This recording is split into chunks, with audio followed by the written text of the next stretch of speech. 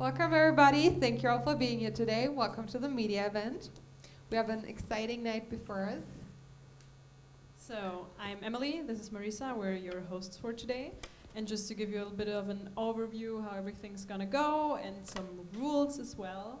So we're gonna have 3 different topics and 3 statements per each topic. And then for each statement we have 10 minutes to debate, and after that the judges will decide on a winner. And for each one statement you get a point. So in the end we'll know on the point count who's gonna win after the 9 statements overall. So maybe the teams can introduce themselves now? Maybe you start. All right, we're at Team B. I'm Leonardo Morelli. I'm a media entertainment management student, 3rd year. Yeah, that's basically me. That's basically you. I'm Ronald Dikboom. I'm a lecturer, creative business it's called right now, former media and entertainment management. Glad to be here. Great, thank you. Well, we're excited to have you here tonight. Thank you so much for participating. And do you want to introduce yourself? Can I go first? You're the youngest. I'm Mitch Dupont. I'm a student here, and besides that, I also already work in the media field for video and photo. I am Elgar Abink, and I'm a lecturer here at Creative Business. I teach media and culture. Thank you. We're looking forward to hearing all your opinions about the statements. And of course, not to forget our lovely judges. I'm Zalia. I'm also a creative business student in the 1st year. I guess that's also enough to me. My name is Floris Langen, and I am a lecturer of media analysis at Creative Business. Okay, thank you very much. So that we all know who we're dealing with. We can hop into the first topic for today. And the overall topic of today's event is children in media. And the first topic is guidance and supervision. So let's go to the first statement. Disney and Nestle pull their YouTube ads over reported links to suggestive child videos. How you can keep your kids safe while they're glued to their phone. There are ways to monitor what they're doing on social media with or without asking. Of course, we all want to keep our kids safe, especially when they get to that age where they can't seem to put their phones down. You know, it's nearly impossible to tell what they're doing with it. Most of the time, we have no clue what they're doing, who they're talking to, what they're typing. But this morning, that all changes. Some parents choose to spot check their kids and let them know about it, but that's not fail-safe. 3 smartphone apps designed to help you monitor not just your child's web history, but also every text, every phone call, even your kid's exact location. Many parents don't want to spy on their kids, but once you see this, you may realize phone play may not be as innocent as you'd like to think. Here's an app that looks like it's a calculator with a percentage sign next to it. This app hides the text and phone calls your kids don't want you to see. Onto your kids' phones right now to monitor all their activity, quick and easy. All right, guidance and supervision, very critical topic. Just to introduce our first statement of the first topic. So children should have the final say about content involving them, and parents shouldn't be allowed to make money out of it. Position Team A is pro and Team B is con. Team A, do you want to start? Sure, yeah. I think that it's really quite a fundamental issue, what we're dealing with here, because I think that the whole thing with social media is that it's brand new. I mean, it has existed for about 10, 15 years now, but it's still, we don't really know what the effects are. So children that are born today and have been born in the last couple of years, they're born with a digital footprint. And that's something that we haven't seen before. Most of you were born in an age where there was no social media yet. It started coming when you were about 5 or so. So it's all very new, and so we have this interesting phenomenon that we have now children who already have a digital footprint before they have any sort of awareness of what this is. Children aren't asked to do this. Like, there was some research that showed that up to like a very high percentage of children have a digital presence even before they're born. That parents share their sonograms online. So children don't have an ability to consent to this. So I think that it would be a good idea to prohibit this in some sort of way.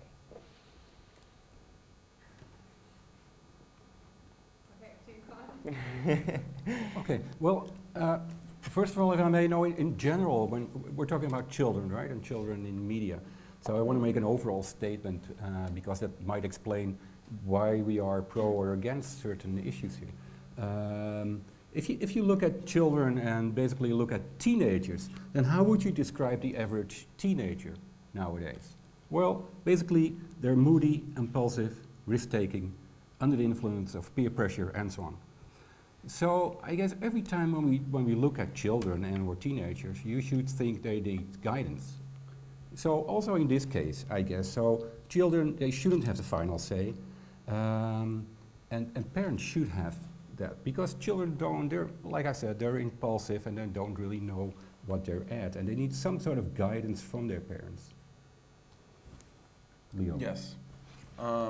If I may add something, I would like to state the fact that, of course, there are some cases where parents might upload on the internet some content that can be sensible about their kids, but those cases are restricted and specific, and in a normal situation, parents should be able to allow their kids on social media, but also allow them to produce content for the internet. But on that note, wouldn't that be a contradiction to the freedom of speech? Shouldn't kids, even under the age of 18, being a minor, shouldn't they still be allowed to say what they want and post what they want under it being freedom of speech at that point, and freedom of movement across the internet and stuff like that? Of course, but even freedom of speech has limits, right? So, and who knows the boundaries the best than parents? So and therefore you can, if I may, sorry, and therefore you can, of course, you have to teach your children what the boundaries and what the limits are, and we all know that teenagers, they want to cross the boundaries, right? But then there should be boundaries, otherwise there's no crossing and there's no fun crossing the borders. No, but I completely agree with that, but my point is that it's not just the children who needs guidance. My point is that the parents also need guidance, because there's lots of parents that I know who post regular updates about their children, whereas they have not asked their children for consent. Like, it's cute photos of you in a bathing suit at the age of 3, but how would you feel if those pictures turn up in a Google search when you're, looking for a job at 21? Perfectly agree, but the issue tonight is children in media, right? Not parents in media. Yeah, but so the children, a 3-year-old doesn't post themselves. It's the parents who post them. But they are the legal responsible for the kids, so they have the right to do so. Yeah, and even as long as they don't cross. And even more, they should. Well, just waiting for Elford to get it. Yeah. Do you know what the average cost of raising a child is? Is that relevant? I'll tell you in a minute.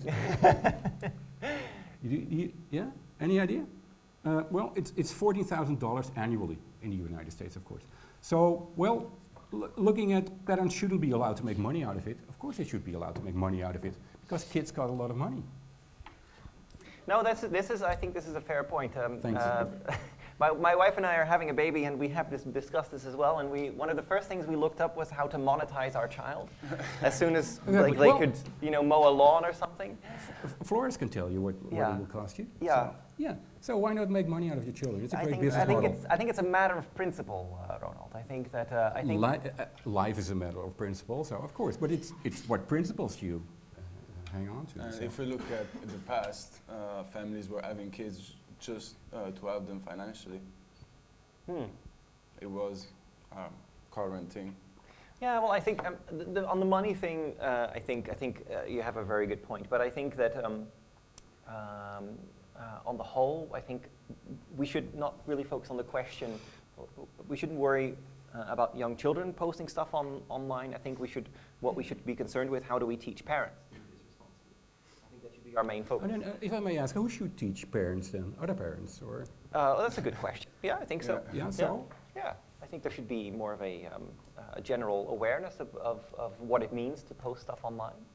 Like if you publish an embarrassing, funny story about your child, and this becomes known, Yeah, like there's a subreddit called "Kids Are Fucking Stupid," and it's full of pictures and videos of children falling over or children destroying things, and let's face it, children are terrible. But still, they have a right to be forgotten. And this is not some sort of nonsense point that I'm making. This is EU legislation that we have the right to be forgotten. It's a thing. Like you can sue Google if you want a Google search removed. Okay, I understand that, but it's about children, right? And still, I maintain the issue. Children, they need guidance, and the best people to guide them are their parents. And should it be okay if parents post pictures of their children bathing? Yeah. I think you're making really specific examples or picturing really specific situations. But the question here is, are there children, or should the children have the last word? And I think, well, as also as a kid, I think that there must be a conversation between the parents and the children, but the parents should have the last word, because sometimes the parents know better, even if the kids are convinced to know better than what their parents are suggesting. Sometimes children posting pictures of their parents bathing now. In a way. So you would be fine if your parents posted a picture of you, age 3, potty training with a dirty diaper, and somebody. Yeah, because I think that's also different. Well, people that see me now wouldn't recognize me in that picture. No, I guess. It's on that note. Let's say you are 16 and you wouldn't have, and for example, you wouldn't have a great relationship with your parents, and your parents would, and you would for some reason get arrested, and they would be like, you know what? I'm going to post his mugshot because he's terrible, and I don't care. You're 16, you're a child at that point, you post that.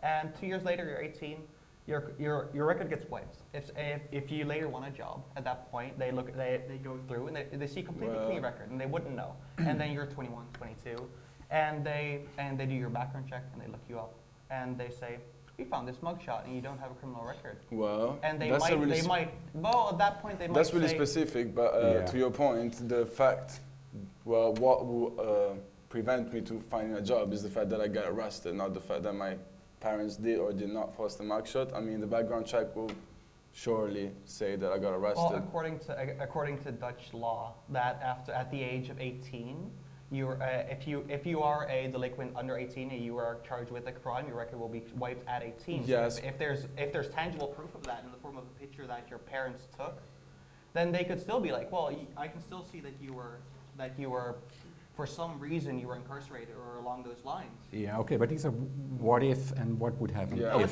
those are important questions to ask. I mean, otherwise we would be living in some sort of police state. I'm not aware of any facts or figures on the on come this on, subject. Come on. I can look it up for you. Yes. Let me well, give me. Mitch, you it. do the talking. I'll do a little bit of research. Time's up. I think you're making examples of when the parents would like almost to hurt their kids, and that's not an ideal situation. That's not the normality. Well, do you have a counter? What would be an example of it being positive? Because so far we've heard multiple reasons for us why they should have a final say and why there is and why their parents shouldn't. But so far you've just been. But parents should prevent their children from getting mugshots anyway, so that they can be posted anyway. So, and therefore, again, that's where what the place of the parents is. Guys, maybe let's wrap it up a bit. If you want like one final statement, then this is your chance. Or even if you agree, maybe for some reason, but yeah, just like have a final statement and then let the judges decide. Well, on the whole, we are right, of course. But I think monetizing under certain circumstances that should be allowed. But I think it's very important that children have a right. I think children and human beings in general, and children in particular, have a right to be anonymous. And I think that this particular statement really proves that that's very important. Like that right shouldn't be infringed upon. No, I agree. Children should have the right to stay anonymous, and parents should guide them in that process. I should have the right to and have the last say. Them from hurting themselves or exactly any kind of way. Thank you. All right. Well, thank you for the statements. It was really interesting hearing both sides. Judges, now you have a few minutes to decide who won the first round.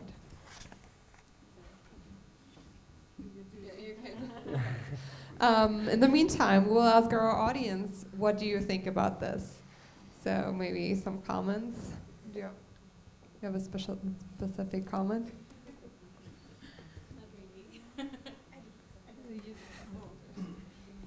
Well, I think that both teams did really, really well. I don't know about the judges or what they're going to decide, and it's not my thing to decide anyways, but I gotta say that in the beginning I was a little bit more drawn to this team.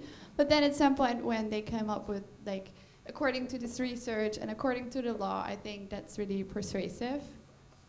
And I think that was really cool. It was a cool first round.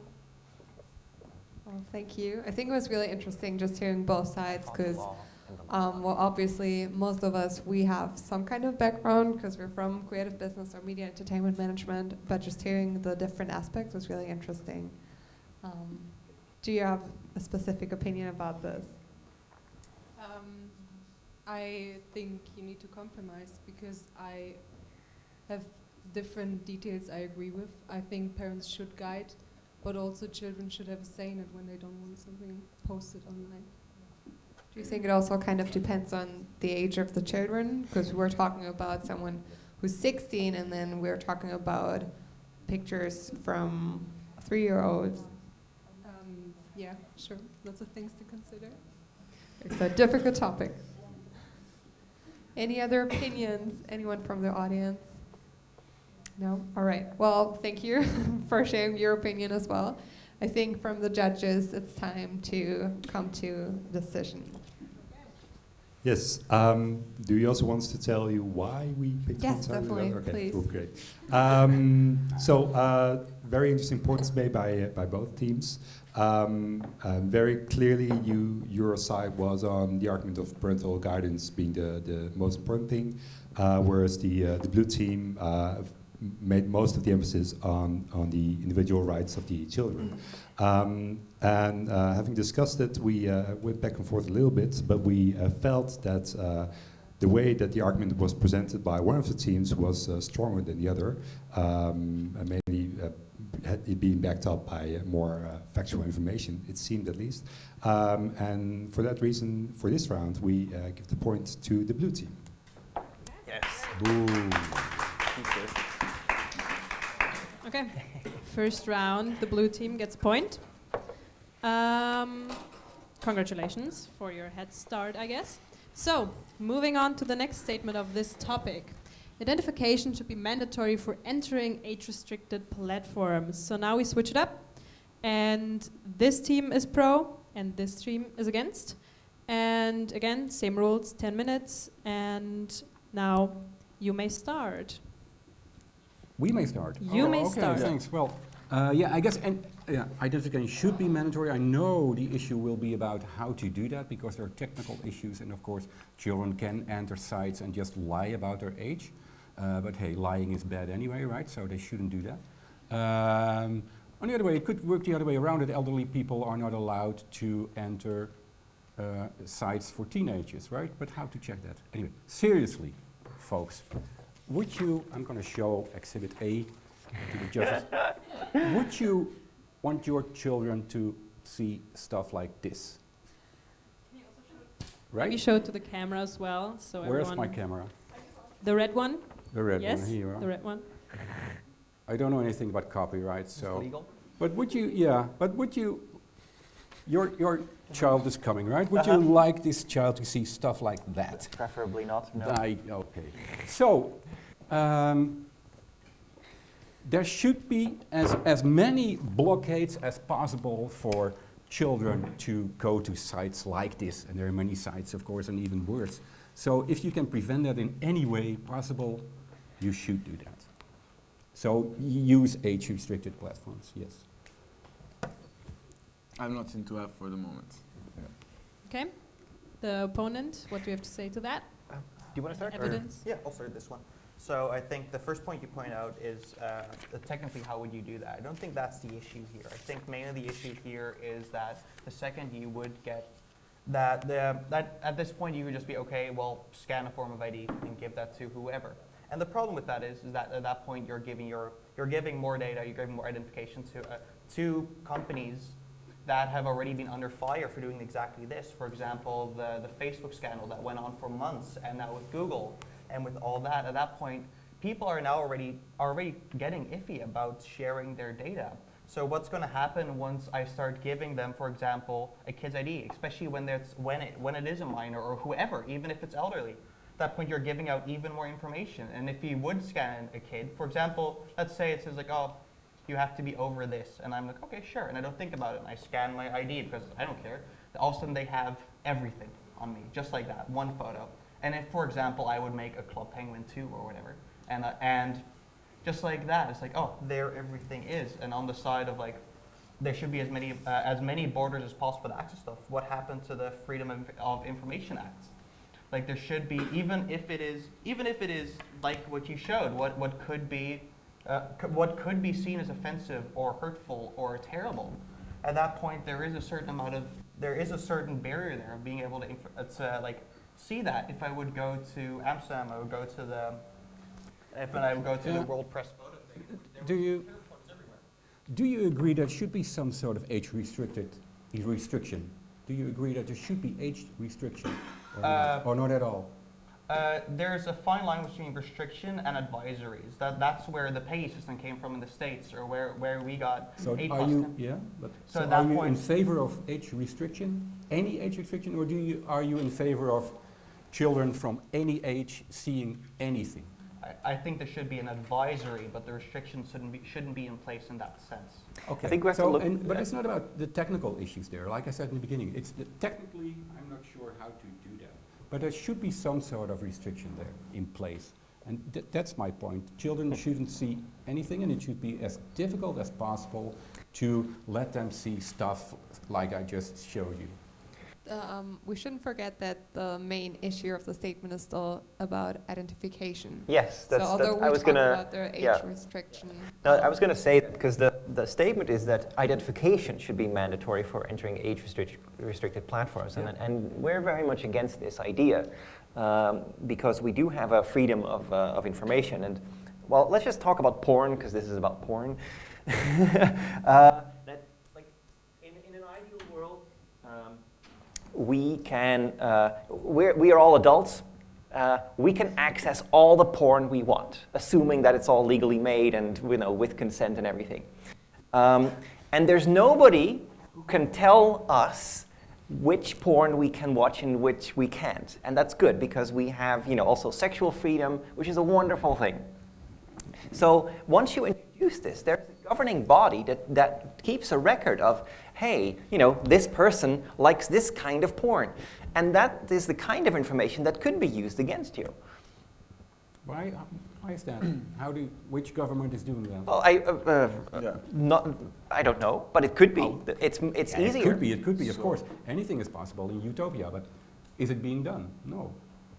So, But it can and be indeed, done. getting back to the identification point, again, for me, it's but I don't know about Leo. It's the technical issue indeed, and how to prevent from IDs being used in a bad way. That's of course an overall issue, and we should look into that.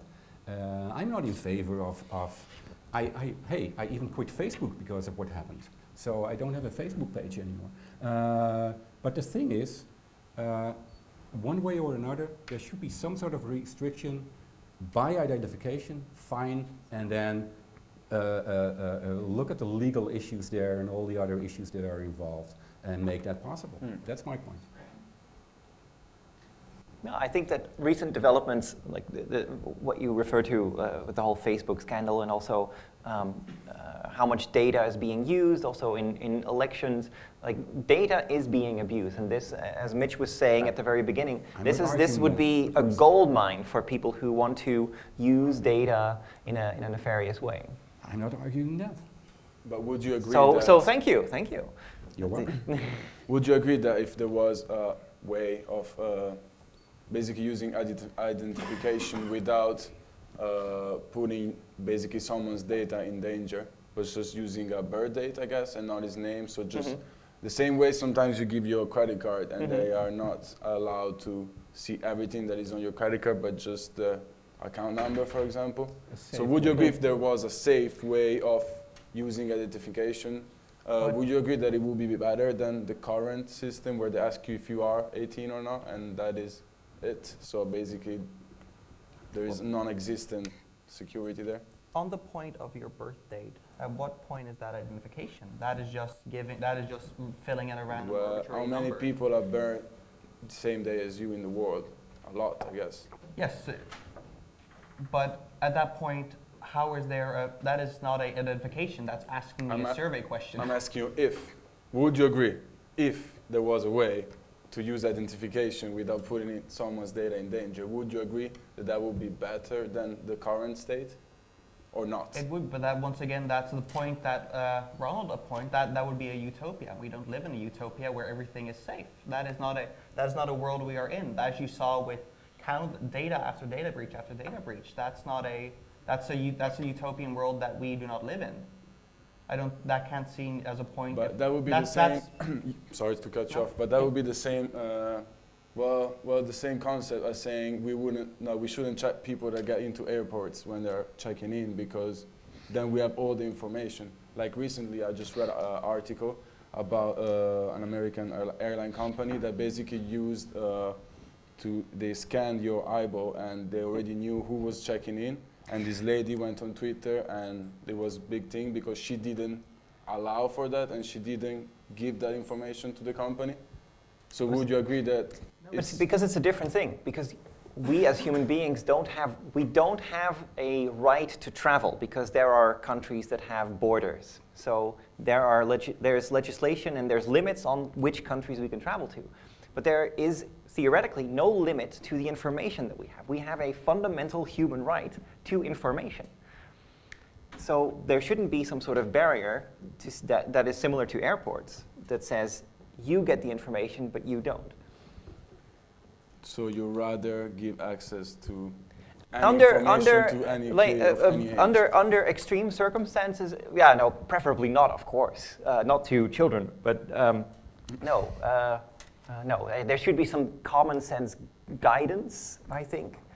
But I think the statement as it is too extreme, and it infringes on a human right to free access to information. And like, we're not in China, so in China this is the kind of thing we have, and I think we should be happy that we don't have these kinds of restrictions. All right. Just to sum it up, each team has one more chance to say your final statement. Please keep in mind that it's still about the identification and that it should be mandatory to show your identification or identify yourself in some way for restricted platforms. So, Team A, do you want to start with your final statement? Didn't we start last time? Yeah. I can start. Yeah, but it's fine. Oh, okay. We can start. Okay. Well, we think that identification should indeed be mandatory for entering restricted platforms because the current security outlets or tools are not really efficient in preventing kids to access this type of content. Okay. Is it your final statement? Yeah. Okay. Well, we disagree because we think that it puts a barrier on a fundamental human right, namely that of freedom of information and freedom of access to information. Okay. Well, thank you. Judges have a few more minutes to decide who won the second round. Okay. I think, as we saw, this is very polarizing. There's a lot of freedom to interpretate identification, age restriction, whatsoever. Is there anyone with a clear opinion on it? Anyone with a very clear opinion? Or even not, and tell me why. Why it's not as easy this time? Clear opinion? Okay. I think, as we saw, it depends highly on how you set up the statement itself, and how you, in what world, if you think of utopia, what if, or if you think realistically in general. So, yeah. Article 16. Maybe with cards. We have like the yellow and blue cards on your seats or under your seats. So maybe if you have leaning towards one team or another, just hold them up really quickly. Yeah, now? Oh, that's interesting. This is blue, and this is yellow. Okay, see some yellow, see some blue. I think it's, wow, it's almost a tie, It's interesting. like, yo, this really water. Drink a lot of water, but you can. Okay. Yeah, it's a tie. Yeah, cool. Interesting. Okay, now I'm highly interested what the jury has to say. I think they're also. Yeah. Yeah, we are also done. We decided we are also going to give it to blue this time because the argumentation in yellow was a bit lacking. I really like the argumentation. No, we really like the argument that it should be mandatory, and like the hypothetical build-up was really nice, but the idea was kind of missing behind it to a certain extent. And we like the idea of the freedom of information because it is a big point, especially with the breach of Facebook and all the social media. So we agree with blue in this round. Okay. Congratulations, blue. Okay. That means we're next statement. Still in the same topic, but this time it's parental surveillance is an invasion of privacy or censorship. Again, we switch it around. So this time, again, pro against. And yeah, maybe you guys want to start this time again. Well, what seems to have been a winning strategy for us is to cite laws. So I have here the what is it? The UN's Conventions of the Rights of the Child. So Article 16, Title 1 reads: "No child shall be subjected to arbitrary or unlawful interference with his or her privacy." So it is again, it's a fundamental human right. It's an explicit child right in the UN's charter, that there is a right to privacy. And we feel very strongly that parental surveillance is in fact an invasion of privacy and censorship. I have nothing to add to that. What does it say, if I may, in that law about parents? Interestingly enough, this is not, I read, and I'm not sure if it's still true, but I read that this is from '89 originally, and I read that the US is the only UN country that hasn't signed this. And one thing that it says is that children cannot be separated from their parents, which is, I think, is an interesting development, unrelated to this. But no, it does say that, it does say something about the importance of parents and in their upbringing. I cannot argument it because I haven't done research on that part. But indeed, what does it say about parents? And I mean, surveillance, is that the same as invasion or privacy or censorship by law? So what does that mean, parental surveillance? And again, I'm not hoping to, I don't want to shock you, but still sometimes there's a means to the end, or I mean, it's a cute girl, right? A cute girl, again, yeah. Well, this girl committed suicide. And why? Because she was bullied, right? Internet bullying, cyberbullying, it's called. And so it's not about this child, but it's about the children who do that. And if parents are not allowed to survey or guide again their children, and see that as censorship, as you may, or their privacy intrusion.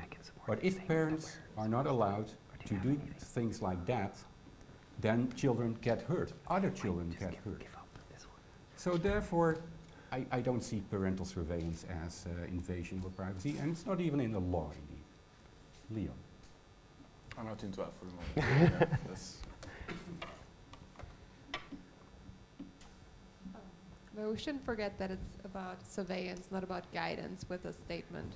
So Okay, so what is surveillance? And let looks into what is surveillance, and let look at what it is. Yeah, I had the exact same point that she pointed out. At one, guidance isn't surveying at one point, and where does that lie? And we would have that exact same point in that. Where is guidance? Where is surveying? Exactly. But if we look at, but at what point does surveying become like helicopter parenting, for example? You can guide for at all costs, please guide your kids and in that matter. But if you constantly look over them, and if you constantly are like, okay, I want to see everything my kid does, because that's effectively what surveillance is. So especially the explicit connotation of surveying would be that it is like a constant looking over your shoulder, and I don't think that a lot of people will be happy with the kids being big brothered. Elger. Yes, Ronald. Are you planning to be a role model for your child? I like to think so. You sure. like to think so? Yes. Okay. So you wouldn't want your child to do anything that you don't really like, do you? No, that's Then that's how true. do you know that they're doing stuff that you don't like? Yeah. And so you want to guide them again. Yeah. It's a word game. It's getting to a word game. Nope. But okay. So you need some sort of surveillance or knowing what they do. Is parental surveillance again? Is that forbidden by law? No, it's probably not parental guidance forbidden by law? No. Is being a role model forbidden by law? No, now you're playing just rhetorical tricks, Ronald. Thank you. I think you actually make a good point. But actually, that reminded me of something very important. Is that I mean, this is all very easy for me to say now that baby Abink isn't there yet. At some point, as a parent, you have to let go. There's a point where. What point? Well, there is a certain age, I think, what age? I would say during adolescence, early adulthood, say from 14, 15, 16 onwards, that you have to start letting go, and you give more and more responsibility to the child. And I think that with young ages, there needs to be control, and you should look at what they do, who they send messages to. But we're talking it kind of also depends how you define children. But I think at a certain age, you need to also trust, like Mitch was saying. I think helicopter parenting leads to, We agreed that children is everything under 16. Okay. Well, under then. 16. When I read this topic, actually made me think about school shooting, and how a lot of times the parents of the kids that go to the school and shoot at the school, they say, "Oh, we had no idea," and the kid had like an AK in his room. And then I think my Italian education were like, there was nothing in my room that my mom didn't know about, and that was normal. I couldn't keep stuff in my room if I didn't want my parents to find out. And I would still do some things that they didn't know about, but it was harder, and I am glad for that, because I probably would have done a lot more mistakes if I didn't have that check at home, where I had to deal with what is good and what is not, and what is allowed and what is not. Okay, one last thing, and then that's my final thing. Is that I think at some point parents don't want to survey all that much. That's not exactly getting to the point that we're on, because that's not the statement. But I think when I was turning 12, 13, I got my first girlfriends. My mom did not want to read my text messages. I am certain that wouldn't have made her happy. And I don't think at that point, it's an invasion of privacy, and I don't think that it would make anyone happier on that note, or feel any better if my mom can read my weird text messages to my first girlfriend. On that note, let her decide if she's being happy or not. Give her the chance. And that wouldn't represent a danger. I mean, I'm sure if my mom will see my texter with a girl, she'll be okay. No, this is just a girl that is texting, not important. But if she saw that I would Google how to make a bomb, that would be concerning. Okay, are these your closing statements, or do you want one last thing to drop the mic, basically? I think in 2019, our phone is kind of like our room. and parents should have access to it. And well, the thing is, I have a statement. If you're concerned about invading your child's privacy, don't be. You are the only thing standing between them and many of the dangers online. Censorship is a good thing. It keeps children from hearing and seeing inappropriate things. Rest my case. I think there's a lot to that, but I think that you should take into consideration that at some point, older children do need to become independent, and you need to trust them, start trusting them as parents. So I think for younger ages, I think whether you want to call it surveillance or not, but monitoring that is a good thing. But at a certain age, I think you should let it go. But talk to me in 16 years. Yeah. Okay. Thank you very much, the two of you. Now we give the judges a bit of time to discuss who the winner of this round is. For me personally, for this statement, I think it's very difficult, especially to define it as well. But also, I often have a feeling that if you censor your kid too much, you get in the danger zone of them wanting to hide even more. Like the whole, if I couldn't have anything in my room that my mom didn't want, okay, then I started hiding stuff in my friend's room. And then you kind of get to the point where a kid starts hiding stuff from you because you're such a helicopter mom or whatever. I agree to some degree, but you know, keep it to a certain limit. What do you think? I think, again, it kind of depends on which age group your child is in. Because, as you said, when I was 16 or when I was 15, I probably, as soon as my mom told me that she checked my room, I probably wanted to hide anything just because she wanted to know everything about it, and I just wanted to be myself and my teenage, enjoy my teenage life. But audience, what do you think? What is your opinion about this? Maybe do you have any experience? Any specific thoughts? Anyone? Maybe you? Hi. Yeah, I do actually agree with Team Yellow on this one, because as long as you live in a household that's where your legal guardians pay for everything and are legally responsible for you, I think they should know a little bit about what's going on in your life, and especially with the gap right now with a lot of parents being media illiterate. They have no idea what's going on in the world of their children. And just to have a look into that, it can also prevent issues like cyberbullying or predators, which is right now a big issue, I think. Like most of the suicides in teens, their parents didn't even have any idea what was going on in their personal life. So I think to a certain extent, if you're not legal of age, your parents should have some insight into your life or your personal things. Of course, there should be an ethic line between that, but yeah, still, you're not living on your own. You're not, that's a reason for that. So I think that your parents should have a little say in or at least a look into your life to be able to guide you in that. But you just said that they should have a little say. What we're talking about is more or less parental surveillance, which means that they have a lot of insight into your life, so it's maybe even too much. Yeah, too much. Of course, if you pay the bills, I still agree that you should be able to depend or also decide what goes on your internet. Because there was this case as well with this father that was, I think, sued by the state for downloading illegal movies, or no, hacking the government.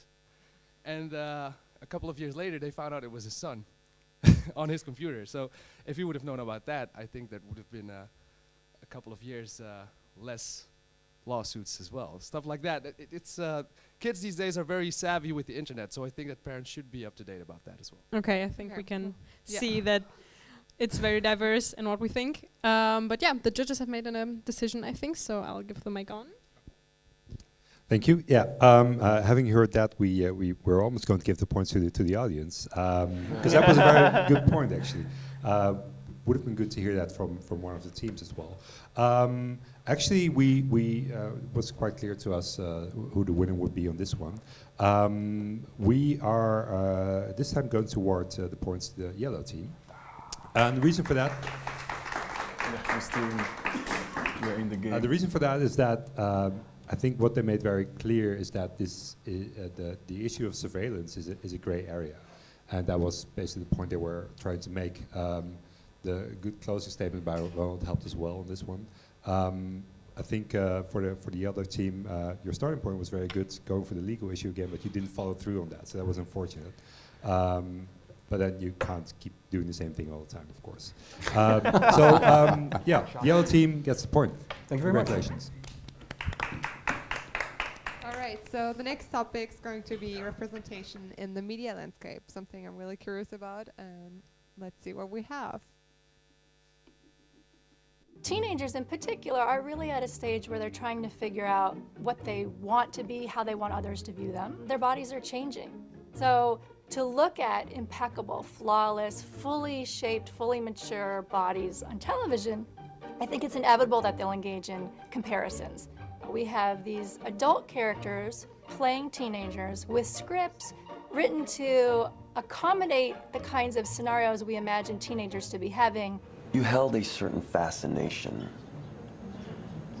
when you were beautiful, delicate, and untouched. And yet, the words they're speaking are not the kinds of words that 15, 16-year-olds use.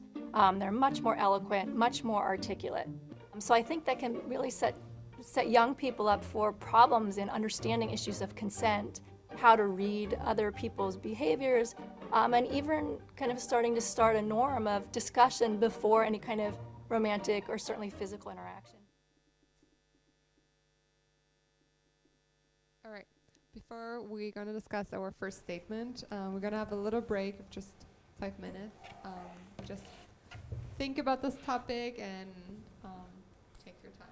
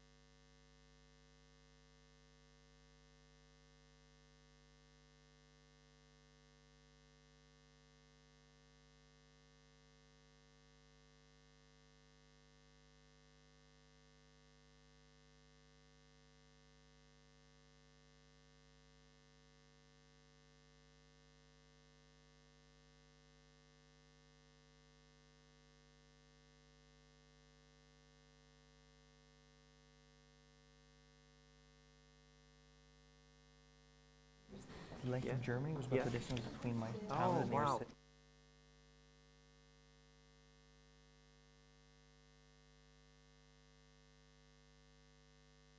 Just live just outside of town. Okay, guys, welcome back after our little break. Hope you're feeling good. Hope you're deeply in the topic now for our first statement. So, our first statement presented by Marisa. Okay, so we just watched a video about her. Teenagers in particular are really at a stage where they're trying to figure out. And our first statement, we don't have to watch it again, I guess. And our first statement is the age gap in media representation of children and teenagers leads to unrealistic standards. So, Team Blue is against, Team Yellow is pro. All right. So, well, when we look at the media and we look at the media landscape, it's noticeable that usually the children are actually played by older actors or actresses to make it more relatable to the audience, but that can create fake expectations or fake standards, which can be really unhealthy for a kid self-esteem and self-confidence. And yeah, we believe this statement to be true. I think we're not really for or against it, but we think that is a true statement after all.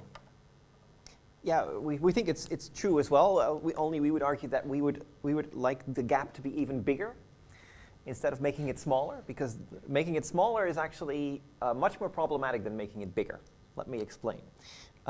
First of all, there's the practical reasons why these parts are played by older people, because it has to do with child labor law. So you can't employ children for longer. It's just, and children are terrible to work with.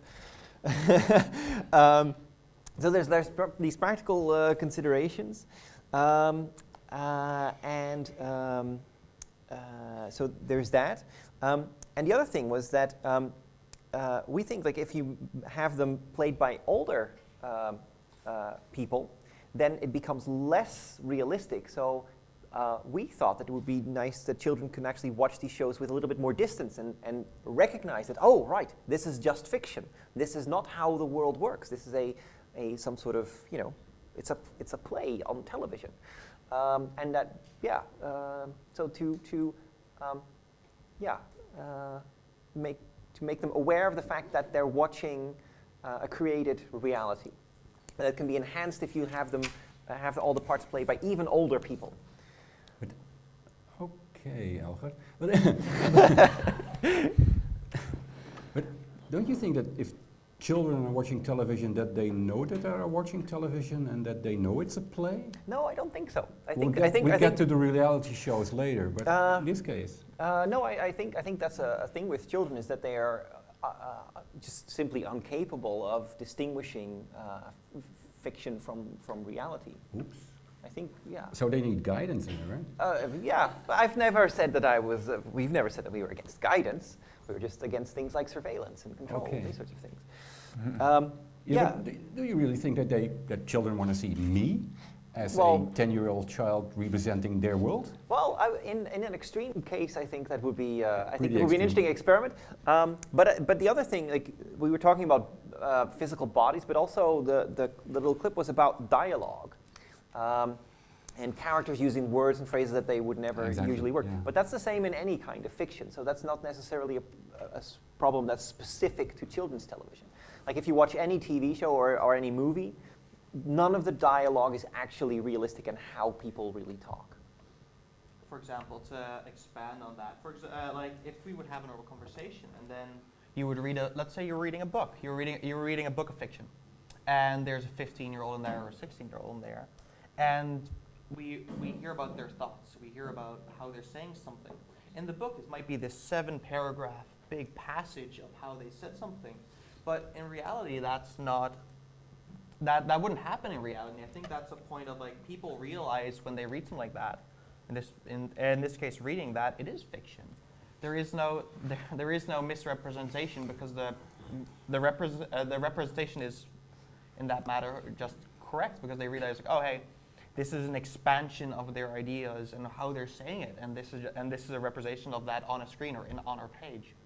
It's kind of the same with like Instagram reality. Like we are at some level we are all Instagram is not reality. Yeah, no, but at some level we are all aware that this is not real, and yet we are all influenced by the beautiful people that we see and the beautiful lives that they lead. So we're just arguing that we want to increase the gap and show that what you see in media is not reality. But it's probably not, sorry, Leo, it's probably not in a law, but shouldn't have children the right to just see children of their own age who represent at least some sort of part of their own world so that they can identify themselves with those children and not all these unrealistic other elderly people doing things that they're not doing. They have I guess, a right to be able at least to identify themselves to other children, right? Maybe you can solve this with give them that? CGI, computer animation? Yeah, but that's not necessary. Why? No. Why? I have a question for you.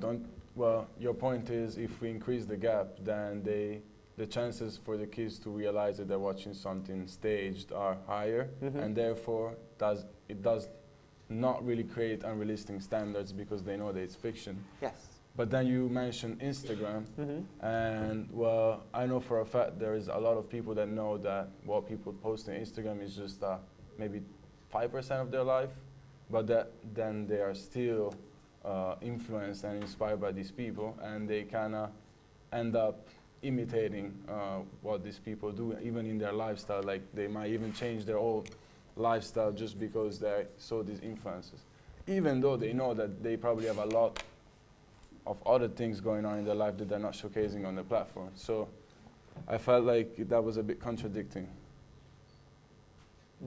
Because you said that if they see their fiction, that it wouldn't influence them. But so what I suggest is that if you train people to treat any media as essentially lies, then that's better for humanity. Like all media is... That's an interesting statement. Yes.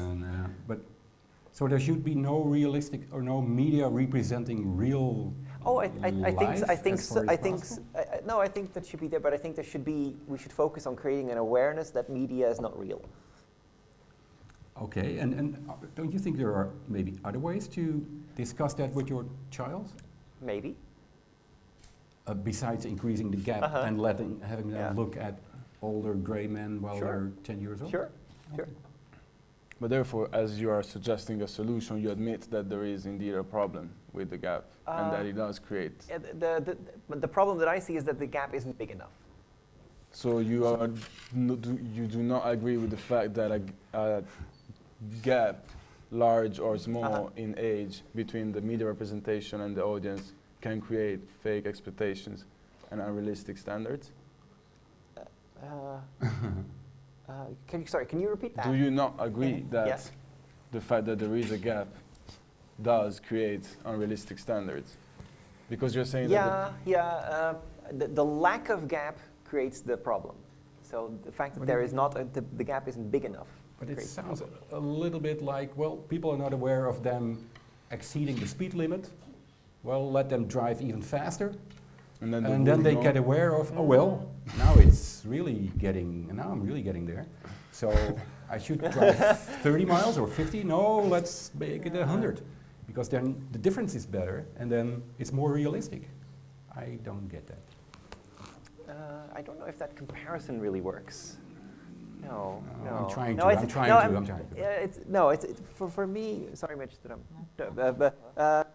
it's about this statement gives us a wonderful opportunity to think about teaching everyone, and in this case children in particular, about media literacy and to understand that all media, including this event, is staged. Like, we're not really against this. Like, they gave us a note to say that we were we were against this. Oh, we had a choice, didn't you? Oh, really? Oh, yeah. Okay. Yes. So, and we're pretending to have this debate. Like, this is a staged event. Yeah.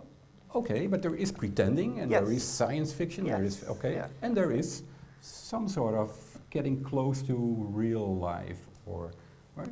And why not show that to children? Why not and let them get as close as possible to But their you're never own there. There's no. environment? You're Because never there. They might even like that. Yeah, but it's never real. It's always some sort of fiction. It's always a representation.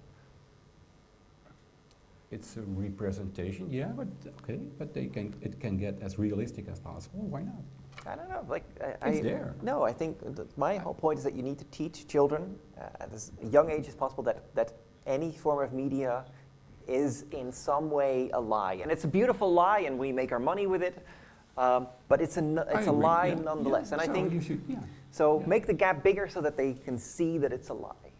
Okay. I think at this point we can probably discuss this topic for quite a while now. Yep. Do you have the final statement?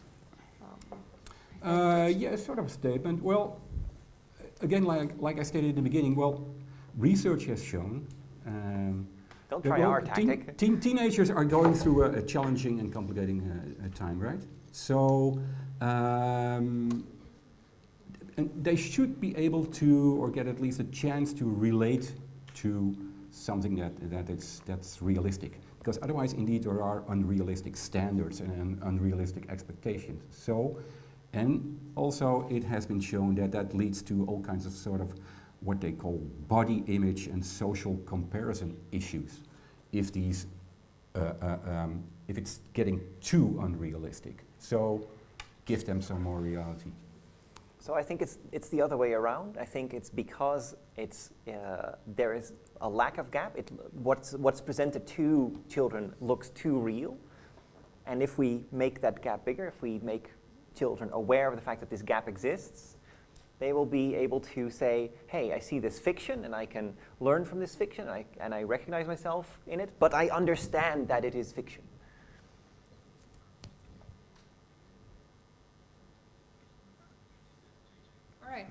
Well, judges, you have a few seconds. No. Then I'll have like someone like you, just like a kid, but acting like It's a. up to you again. I know, not overly excited, but what do you think? What's your opinion? How It did was a nice try. the Nice teams try. So like. decide? Philosophical there. Well, so first need of a new all, mic? We're the getting beginning there. of this was one of my favorite things of this evening. That little surprise moment of this team saying like, "Yeah, we actually agree, even though we should be against it, but we just don't think it's big enough." I think that was a really cool start, really entertaining. But to the people that are watching the live stream right now, don't let Elge fool you. This is totally not staged. It's fully real. No. That's why we have all the notes. It's all real. Any other opinion? Yes.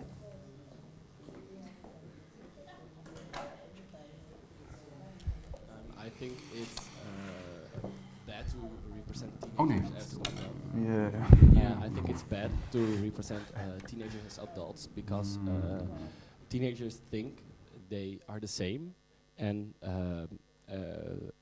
they represent the teenagers, and because of that, a lot of depression, anorexia is common because they think that's the ideal situation to be in, to have a nice body, to be slim, to have nice breasts, and that's really a shame that that's the world we live in. So yeah, I think it's it needs to be better. Okay. Okay. Well, thank you.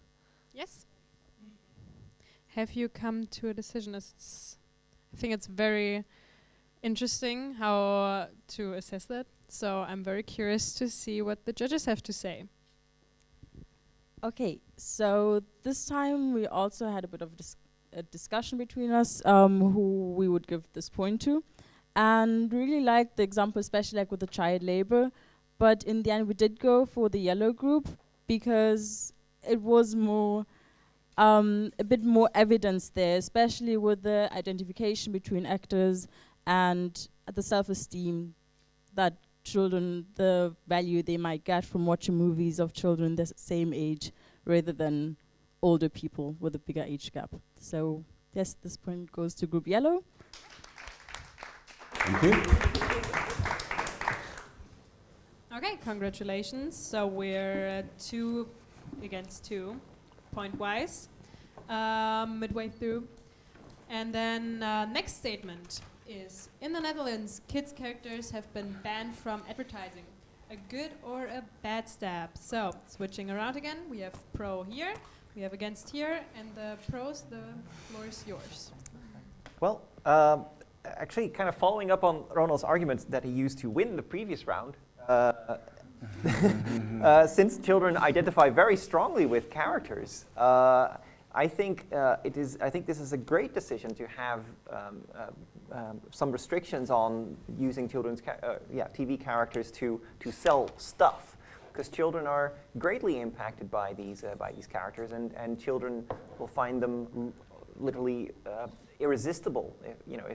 If their favorite TV character sells them, cornflakes or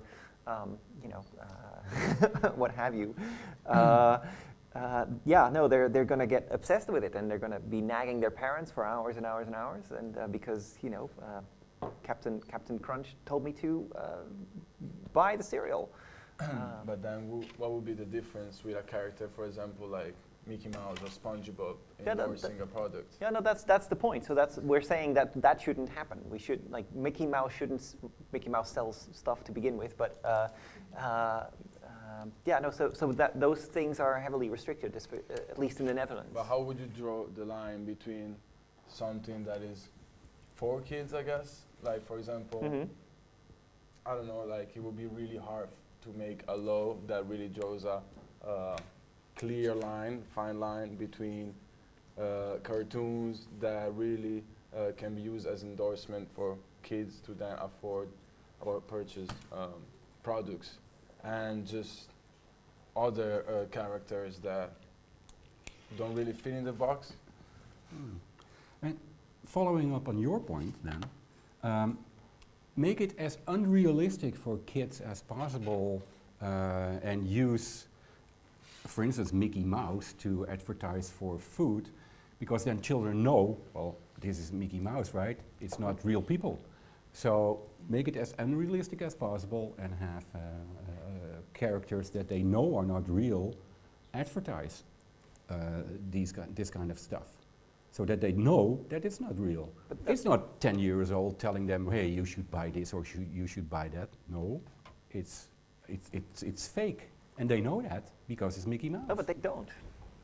But of course they know. They don't know that Mickey Mouse is fake. Well, no.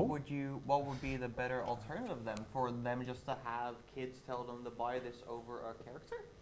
Well, would you rather have a real life kid say, like, would you rather have like a kid say, like, hey, would you rather have a kid on television show say, oh, hey, buy this over Mickey Mouse saying it? Because I feel like if their friends would say... That is our point, that it wouldn't be bad, neither one or the other, because in a free market, companies can use this type of advertisement to sell their products. But it isn't a free market. There's lots of restrictions of what companies can and cannot do, and how they can and cannot sell their... Still, we call that a free market, within limitations. Yeah, but that's a contradiction. That's a contradiction in terms. That's not buying that. Our point is, like, companies should be able to use kids as celebrity endorsement or just to advertise their products, as long as they don't cross ethical guidelines. Yeah, but that's I mean, there can be regulations to it. It's fine that you think that, but that's against the law.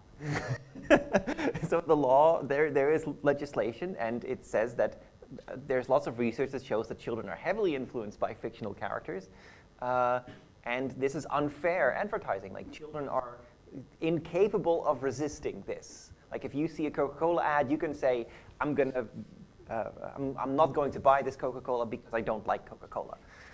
But like, if you're a 4 or 5-year-old, you don't have the capacity to resist these messages. Is there any evidence showing that whether Mickey Mouse is promoting Coca-Cola? Excuse me? Tons of evidence. There's lots of research. Yes. Because it works so well, advertisers used to love doing it. And that's why they have restricted it now, because children are becoming fat. But then why is it only in the Netherlands? Yeah. Oh, I think I know that this is it's only in the Netherlands. It's not in other countries. So that doesn't show that it's a widespread idea. It's not true. Businesses that these companies are having in other European countries and in the Netherlands, I'm sure that they're business didn't drown because they didn't use kids for advertisement. I smell bullshit on the other side. I think this is they're bluffing. No, well, no, I really try to get that, but name a single piece of research that shows the correlation between cartoon figures on food and bad food causing obesity.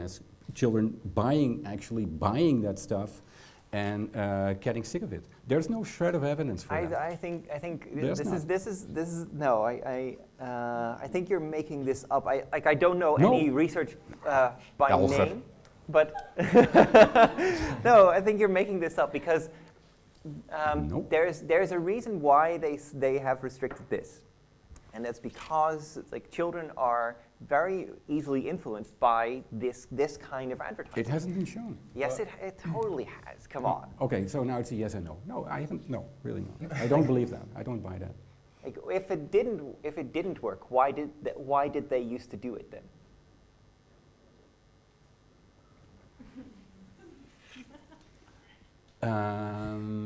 Maybe they did the wrong market research and it wasn't working at all. Ah, I okay, don't know. and so the companies decided, oh, it's not working, and at the same time we have all these organizations like Child Protection and doctors saying we need to stop this, and they say, oh yes, our research just showed it didn't work anyway. I don't know. I don't know. It doesn't. Your point doesn't make sense. But even then, I mean, even admitting that is true in the hypothetical, then the children are still not able to really buy whatever they want. They still need to convince their parents to buy that for them. So once again, the children aren't really responsible for themselves. They're just kids. And the parents are responsible. Children are not the decision makers. Not only to preventing them to buy unhealthy products, but they are responsible for teaching them why that is unhealthy and what is unhealthy in that product, and why the kid advertisement convincing them might be not good. In the hypothetical, that is what they convince them. It's getting down to parental guidance again, right? Yeah. The parents, they decide what children buy. And who the decision makers. But if a child desperately wants McDonald's because they have been bombarded by, thousands and thousands of hours of advertising. Like there was a research that I read about last week that Netflix is reducing the amount of hours of advertising that children watch by like 400 to 600 hours per year. 600 hours less of advertising because of Netflix.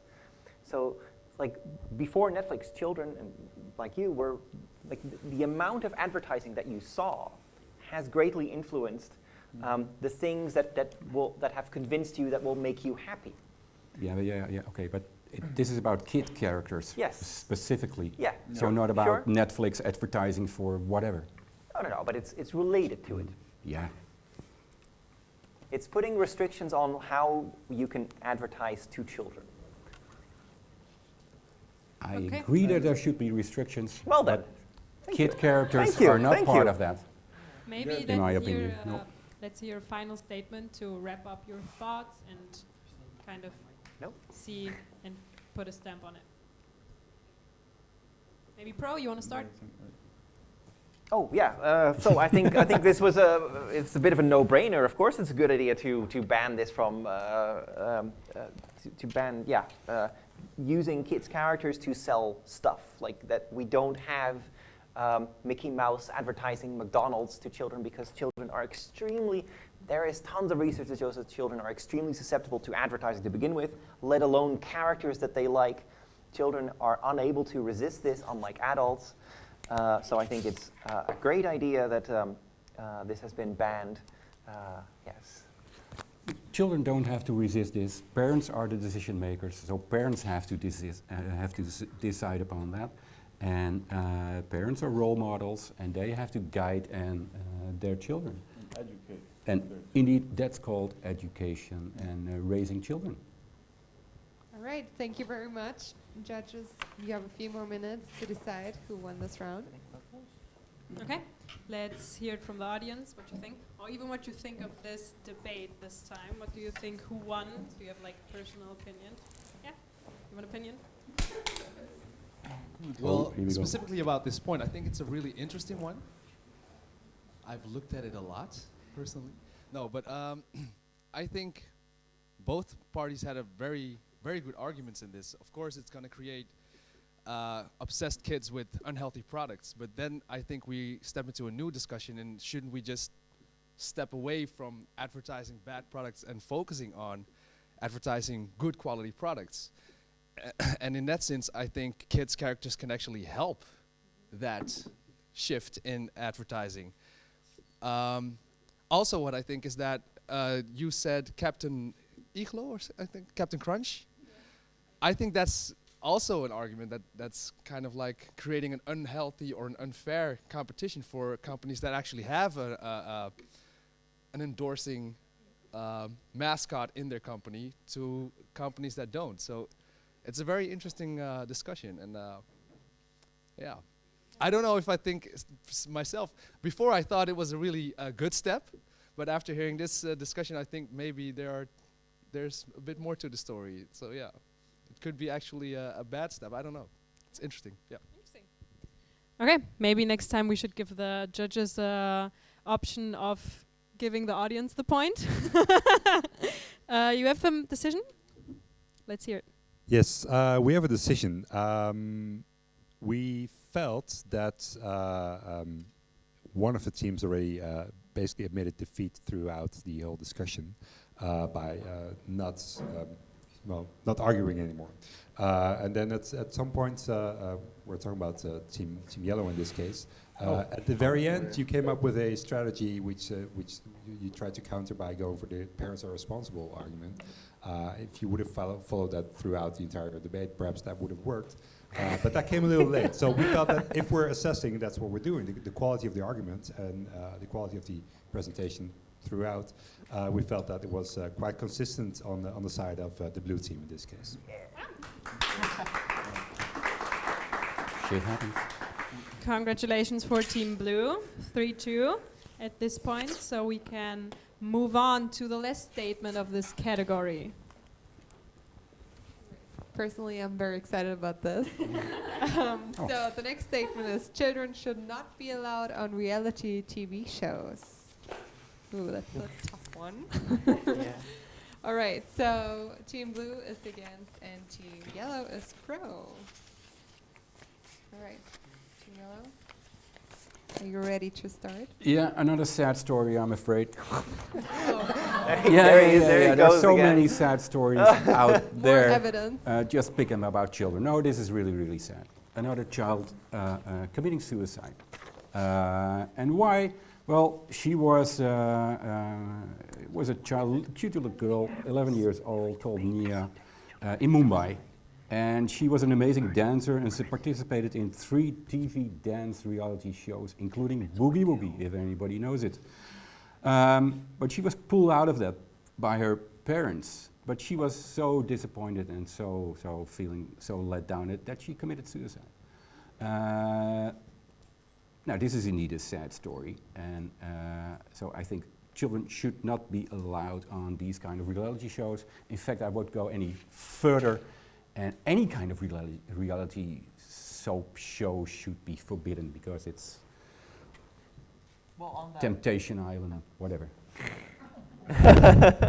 Is that reality, even? Yeah, you know, for some. It falls under the category of reality show. It's labeled, the BAFTAs call it constructed factual.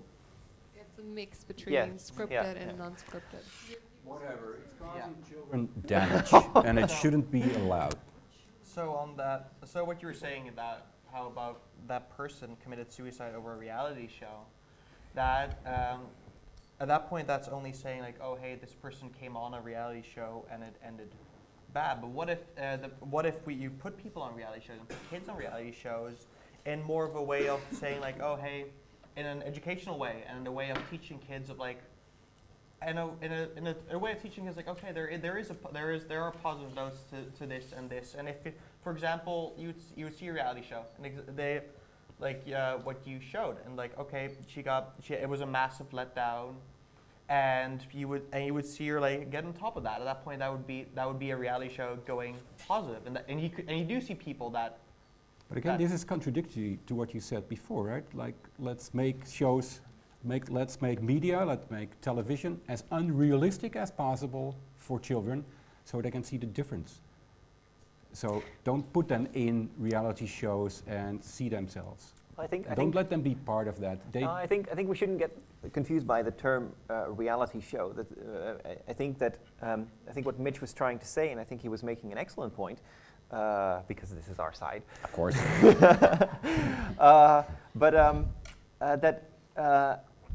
It depends for us. It really depends what kind of reality show. And I agree that these talent shows are terrible and they're a big waste of time.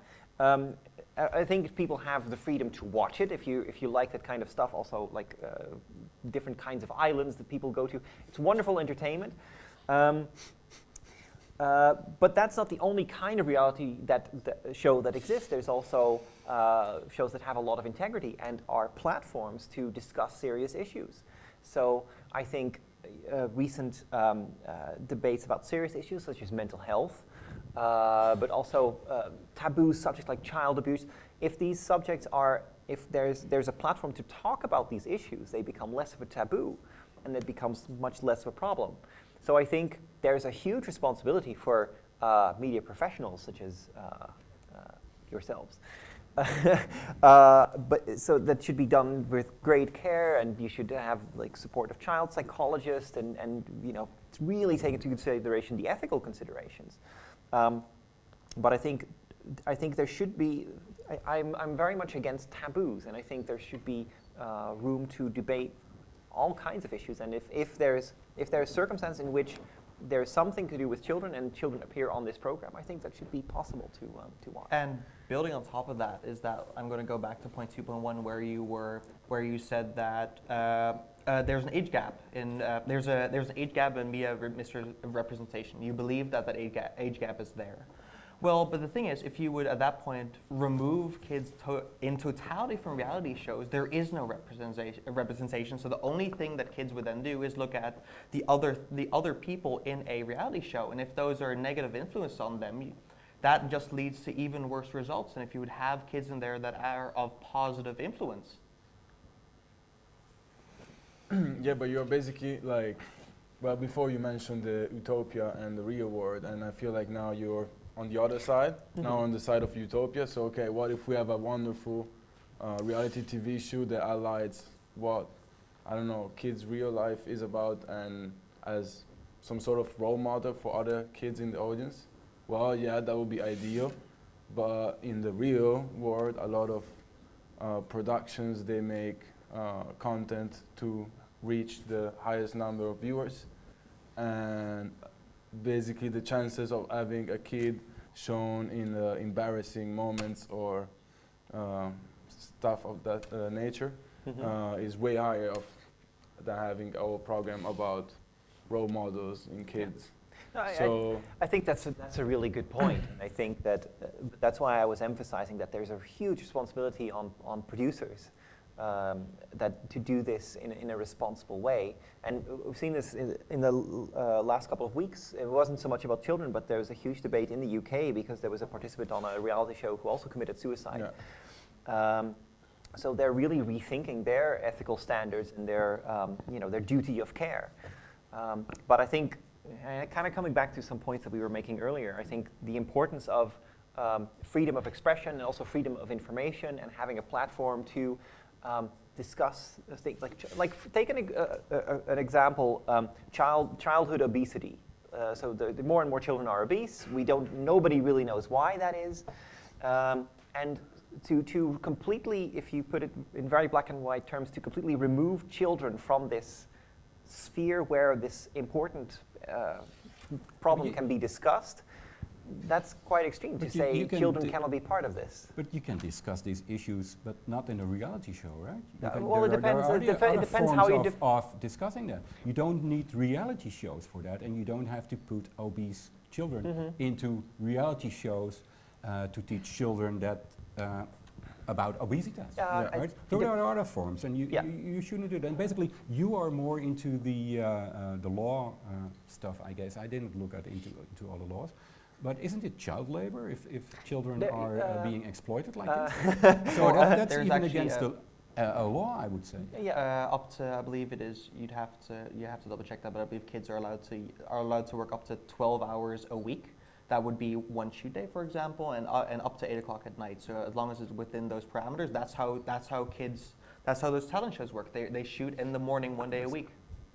Yeah, okay. But still, our point is that we are against that, not only because of all the things that we mentioned, but also because we think that kids are not ready to be exposed to the world and not ready to live that level of fame. And if there is our production that is making their profit on a kid star, when these kids should be around kids in school and in an environment that is for its age, we think that is to be avoided. Yeah. I think you both had good arguments. Let's wrap it up in one final statement and then let the juries decide. I think they've made some really good points, and I don't disagree with any of that. Our point is just that one reality show is not the other, so there's different kinds of reality shows, and I think there's television, and television can have a very positive influence in the sense that it allows a platform for things to be discussed.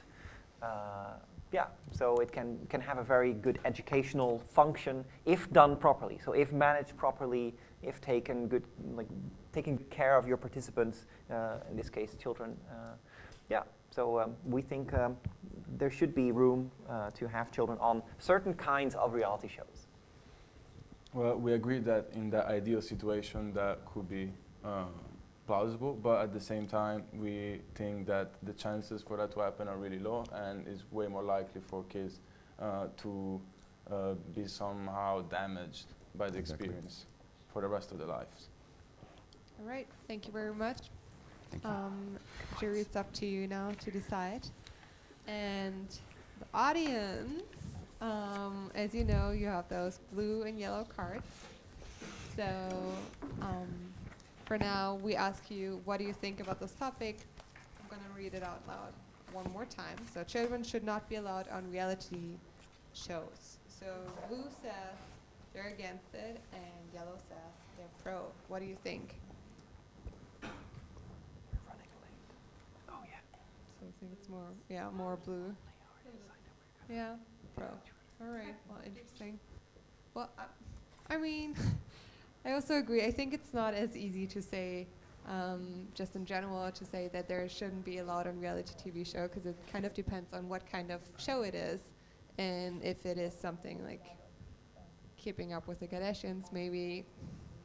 If it's not as serious, maybe it's not a good idea to show your children. And I agree that in the future, if you're 21, you don't want to have a video of you taking a bath or a video of your birth on the internet. So I think it just kind of depends on the show.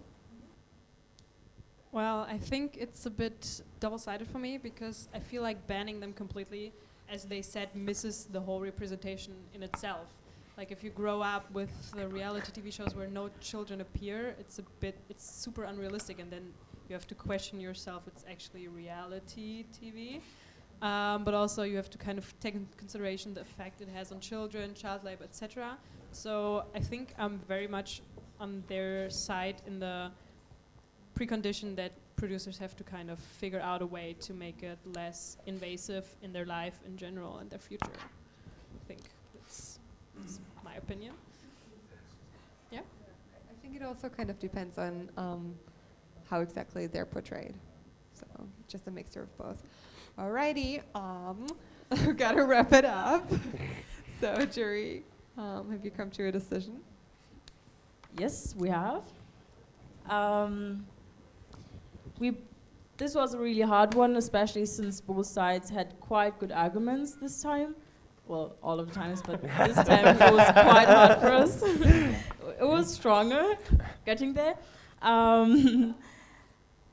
But in the end, I'm going to get straight to the answer. We're going to give the point to yellow, because we really like the evidence on it, that it does damage children, the evidence of the pictures, that what impact it could have, and also that you do support television shows where children are on it, so it does take it off from reality TV shows, but gives it more to completely controlled television platforms to air opinions. That's what we really liked. Also, your argumentation was really good, like we really liked how you guys stick to the part with educational and how it should be controlled, and also the freedom of expression. But we're missing a small part in the argumentation in the end to give you the point, but it was very close. You can still change your mind. No, you No, can't I change think that. was it already done? They can. It's but they already don't. done. Well, Sorry. then I'm sorry, it's done. All right, well, coming to the next statement and the final topic of tonight, kids and social media. A sheriff in Florida has arrested 2 girls ages 12 and 14 on felony charges of aggravated stalking in a case of cyberbullying. A 12-year-old classmate jumped to her death a month ago, and Anna Werner has more. Every girl thinks that they have to be better than the other girl. There's just a constant pressure, I guess, with everybody. Sometimes they'll say, like, you know, your stomach area is fat. And I'm like, wait, is it? Teen girls offering surprising details about their struggles. I see a lot of criticism towards me on social media. Police say Rebecca Sedgwick was relentlessly tormented by 2 classmates for a year. I am logged into Amelia's Instagram account on my phone at all times. So that's how I know where she is, who she's with. I look at who's tagged her in pictures, who she's tagged in pictures, what pictures she's posted. Included, you should drink bleach and die. No one likes you. And you should go kill yourself. You saw this mama when you want to be just like her. It's more of like, this person did this, I need to do this because people like this. But who cares if you have cleavage at 13? I'm just asking the question. 13-year-old boys. Okay, so Well, Kendall Jenner specifically, like, she's like all natural compared to the others. I feel like she's like so perfect to be like all natural like that, and she's so beautiful. So, for this last topic, our first statement will be: children benefit from an earlier introduction to technologies and social media and can express themselves through it. This last topic will be a bit shorter than the others, just to spice it up a bit and make it more exciting, especially because we're even now on the numbers. So, for this statement, Team Blue will be pro, Team Yellow will be against, and we'll start with pro again. Let's go. Yeah, sure. So we think obviously children should be introduced to this technology, and so that they can learn how to use it. For 2 reasons. One more philosophical. Again, the UN. Children have a right to this. Children have the right to freedom of expression, and this includes any media of the child's choice. So the children have a right under this Universal Declaration of Freedom of Expression, and also just practically, like we can wish that cell phone and smartphones didn't exist, and we could wish that social media didn't exist, but it's there and everybody's using it. Yeah, it's neither good nor bad. It exists, and we should empower children to use it. And I think there should be, you should take that step by step. And I don't think you should, put a child on Twitter or Instagram at the age of 5. But I think a step-by-step approach under, good parental guidance, learning how to use social media is a good thing, and hopefully will also be able to prevent these terrible tragedies that and in the video. Yeah, I want to add one more thing to that. I want to talk about alcohol abuse for a second, and that's good. And the issue and the point I want to make here is that if we look at different countries across, let's say for example the United States, and we look at Germany, because Germany is known for being one of the safest countries on earth for drivers. And the thing is with Germany is that in Germany you're allowed to drink and buy alcohol at 16, and you're allowed to, under parental guidance, you're allowed to drink it at 14, but you're allowed to drive at 18. And the thing is, they say like, oh, okay, they get alcohol, and then they learn alcohol at a very young age, or very young, but possibly at a pretty young age. And this makes them known to it and known to the responsibilities that it comes with to not drink and drive and stuff like that.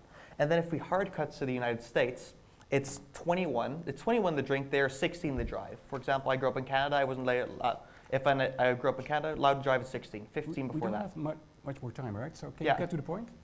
And the thing is with that, if you learn to drive at 15, 16, and then learn to drink at 21, all of a sudden this entire burden comes on top of you, and there's a ton of drunk drivers there. And that's the thing that's just kind of the same. And the point I want to make with that is that if you look at technology, if the earlier you use it, the earlier you become responsible with it, and the less consequences it comes with. Okay. Could you mention alcohol? Because, well, the argument of, well, it's just there and it's neither good or bad, it is. Well, alcohol is there, right? Cocaine is there, heroin is there. Well, it is. That's not an argument at all. And the thing is that, according to the Royal Society for Public Health, in the US of A, a couple of facts and figures here. Social media have been described as more addictive than cigarettes and alcohol altogether, right? Rates of anxiety and depression in young people have risen for 70% in the last 25 years. Social media usage is linked with increased rates of anxiety, depression, and poor sleep. Cyberbullying, as we saw, is a growing problem, with 7 out of 10 young people saying they have experienced it. So, seeing this, why would you expose children even earlier and like exposing them to alcohol earlier, because that doesn't work. And once again, you shouldn't do that, of course. And again, sorry, you should guide them along and guide them. And if they get into contact with it, because of course I agree with it is there, it's unavoidable, it's everywhere, and you should guide them along.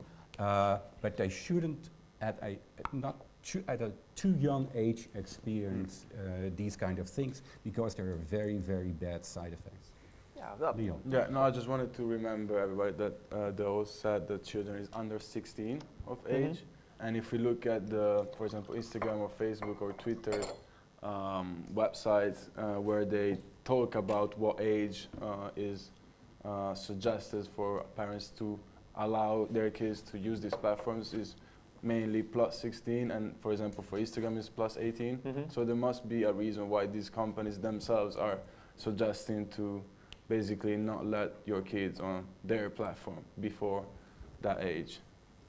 No, I think that's totally fair, and I think also the points that Ronald was making, there is definitely a bad side to this, addiction being one thing, but I think we have a responsibility to teach people, or especially children, how to use this and what. I think to start with that at an earlier age, it's a little bit like sex education. Like you also want to. You don't want to necessarily encourage children to have sex at a very young age, but I think also it's more effective and also more beneficial health-wise in the long run to at least talk to children about the facts, and so that they can make informed choices. The earlier they know about, and I think that's the same with social media and technology. Okay, unfortunately we already have to wrap it up, so each of you, you have 1 sentence to have your final statement. It's like learning how to ride a bike. Do it early, and then you will be good at it at later life. Yellow, your final sentence. Try to top this. Rest my case. This is too naive. No. Well, just to have one final statement, I think that we believe that as it is, social media is really leads to seeking validation, not only from peers, which is relatively normal, but from strangers, and that leads to a lot of health-related issues, mental health-related issues. And for that reason, as social media is at the moment, it's not meant for kids younger than 6 years old. No. Okay, thank you very much for both of your teams, for your statements. We'll let the judges decide on what they think, who won. But reminding you of your cards again, I think this is a very interesting topic, very polarizing, I can imagine. So, just to continue. Children benefit from an early introduction to technologies and social media and can express themselves through it. Are you either pro blue or con yellow? Okay, I see more yellow. actually. Yeah, okay. Mostly yellow. So the audience is mainly against it, which I find also very interesting because I think we as a generation, we are the first ones to kind of be in the transition of all of it. So I think it's also difficult for our parents to decide stuff or children nowadays to decide because they don't really know, both of them. So we'll see what the future holds, I guess. Any other opinions? Any other stories, maybe? Experience? Oh, yes. I'll take it.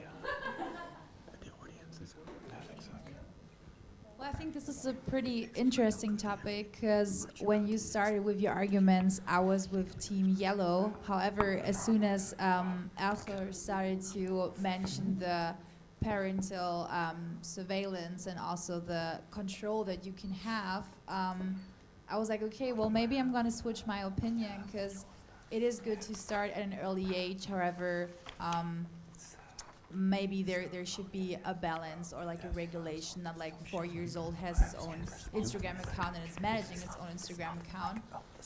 But I do like the motive behind if you start early, you'll have more knowledge and it will be easier for you at the end of the day to work with media. All right, thank you very much. So the judges have come to a decision. Yes. This was a topic that could have gone both ways. I think it wasn't very clear set from the start that you were necessarily pro or against one or the other side. I think that both sides made very good arguments. However, one side, the arguments were sort of lacking in actual evidence, and there were some logical fallacies that appeared. We felt that the arguments that the yellow team used, they were quite strong arguments, especially regarding the bad negative side effects, showing the evidence based on the cases that the social media platforms themselves use certain age restrictions for particular reasons. And we felt that the blue side, well, the comparisons to riding a bike and sex education don't really have the same side effects. So in that sense, we didn't think that those arguments were the best to use here. You could have used other arguments, but now picking those made this the losing side in this case. So the points go to yellow. Yes. Well done. Okay. Congratulations. That means 4-3 for yellow at the moment. So moving on to the second statement. All right, so the second statement is children should be legally responsible for what they post on social media. So we're very excited. Blue is against and your team yellow is pro. So yeah. Well, just to start with a foundation, the internet is public, social media especially, it's a public environment, and we should all be responsible for what we do in public. So if someone is capable of getting access to this platform, they should also be held to a certain responsibility. Now, they might, when a judge has to rule and condemn or in favor of someone for his activity on social media, they should take under consideration the difference in age eventually. So the same status shouldn't apply to someone who's 30 and someone who's 15. But as we seen in the example mentioned in the video, people like young people already being condemned for their activity on social media, and we think that should keep going on because everyone should be held responsible for what they do in public. I think it's, with respect, it's a little bit of a medieval standpoint because children have a different legal status than adults. You were talking about like we have a responsibility, and indeed we all do. We are legally responsible for what we do and don't do on social media. But that's just simply not true for children. It's called. We looked this up beforehand. There's different legal doctrines, but there's one thing that's called the presumption of irresponsibility. So children are legally presumed to be irresponsible, and it is kind of connected to the inability of children to understand what they're doing, or to understand that what they're doing has legal ramifications. So if there's some sort of criminal case, so it could be to do with social media, what they actually look at, if there's some sort of criminal case against a minor, what they look at is the capacity for this particular child to understand whether what they did was right or wrong. So the degree to which they can be held responsible. And that's very different for somebody who's 15 to somebody who is 8. So just to answer the question, like children should be legally responsible for what they post on social media. Legally they're not, because their parents are legally responsible up until a certain age. So that's the reality of the matter. But the thing is, should they be legally responsible? No, I don't think so. No, because it works differently for children. But I guess they should learn about legal responsibility. Sure, they should learn, but they're yeah. So, and continuing on that line, you can make them legally responsible. The fact that it's not there right now, well, the statement says, well, they should be. They should be held legally responsible for what they post on social media. And again, well, looking at the previous one, it should be kept away from them in a certain way as long as possible, because it's addictive. But you have to guide them along that, and also have to learn them about the legal responsibilities and what could happen. And you could hold them at a certain point, and I agree to your argument that you should look at the individual cases, but it should be possible that they are held legally responsible for what they post on social media in order to get an educational effect. I think, no, I don't think that it works that way. This is not how how the Western world, like there's certain theocracies where this still happens, where, for example, in Iran, boys are considered legally responsible at the age of 9. No, it's the other way around. Boys at age 13 and girls at the age of 9. Well, that's different case. But this is responsible for. Well, they are considered like they are punishable by law. So a girl is punishable by law at the age of 13. Is Facebook even allowed in Iran? I don't know, but social media now? But I'm just applying general legal thought on social media. The question was, should they be legally responsible? And they're not for social media, but exactly, but not they're not about some situation in Iran about I don't know what. No, it was about. I was making the point that we in the Western world make a distinction between children and adults. And children, by definition, because of the presumption of irresponsibility, are not responsible legally for anything. Until a certain age. Until a certain age, But yeah. for example, in a lot of European countries, after 14 years old, you can still go to, I don't know what it's called in English, but basically like prison for young people. Yeah, but it's mostly also preventative, and it's correctional. So with the idea that... But why wouldn't the social media sanction also could be educational and correctional, and will help them to understand what that behavior can actually harm somebody? Yeah, because cyberbullying by a 15 years old or by a 30 years old can have the same effect. Absolutely. So, but in fact, it can even be more damaging to the person because it's coming from someone of the same age, for example. Of course, yeah. But the point is that there's this change in what they look at in legal cases is the degree to which this child is able to understand the consequences of their actions. And the same thing goes for mental health. If I have a therapist that can prove that I am not able to understand that while I was killing a certain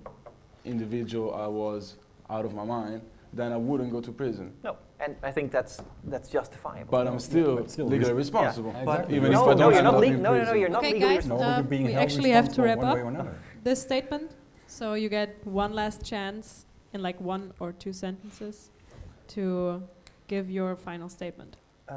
Okay, one last statement would be that that there's a difference between legal responsibility and then children being taught that there can be ramifications for what they do, and it shouldn't be made, and they should not be legally responsible even though they make a mistake.